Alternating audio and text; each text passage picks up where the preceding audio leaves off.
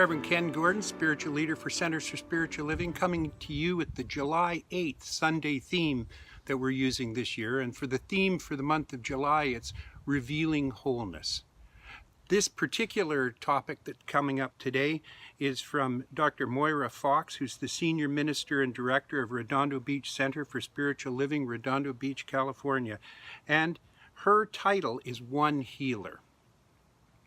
You know, we believe in oneness. We believe there's only one thing that is ever happening, and that is the life of God. And when we actually stop and think about it, if that thing that we talk about is infinite in its potential and possibility, then each and every one of us should be infinite in our possibility and potential as well. The remarkable thing is that we are, but what we do is we limit it with our belief systems. It's like living inside a room where you have walls. The room is comfortable, and I'm glad it's there, and often glad I'm not outside in the snow, the wind, the rain, or, as this case, the heat. But here's the key. The key is that when we make that a prison, when we make that a cage, then what we end up doing is we end up living out the experiences and not experiencing the infinite possibility that is available for each and every one of us. Dr. Holmes says that the belief that we do not have the ability to heal arises out of the mistaken idea that our power does the healing or that the intellect does the healing. All that the will and the intellect could do is to behold or watch the process. You know, there's only one healer. This is the Spirit of Truth. There is but one life principle. This is God in us. There is but one final law. This is the law of good. There's but one ultimate impulsion, the impulsion of love.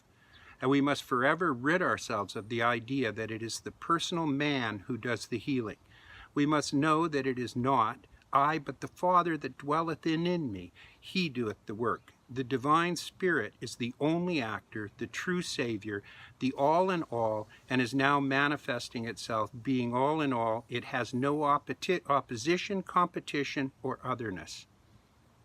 From the Living the Science of Mind, Holmes says, practice the presence, look for it everywhere, recognize it, and cultivate it. Learn to see God at the very spot where others say they see illness. Nothing is impossible to the person who will assiduously practice the presence of God in a non-theological way. All the healing presence in its entirety is in us at this very moment, awaiting our recognition. Whatever room you've built out of your consciousness, whatever walls you've put up that seem to be holding you in, enjoy them.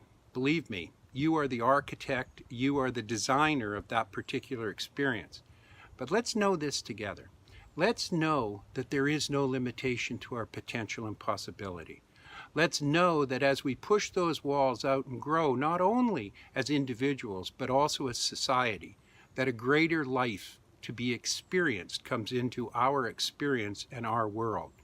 When we look at it from that particular way, what we can do is we can transform this world and we can make a world that works for everyone. It's through the awakening of the individual of a greater idea that this occurs. God bless you. Have a wonderful week. I'll talk to you next week. Please know you're loved and you're honored.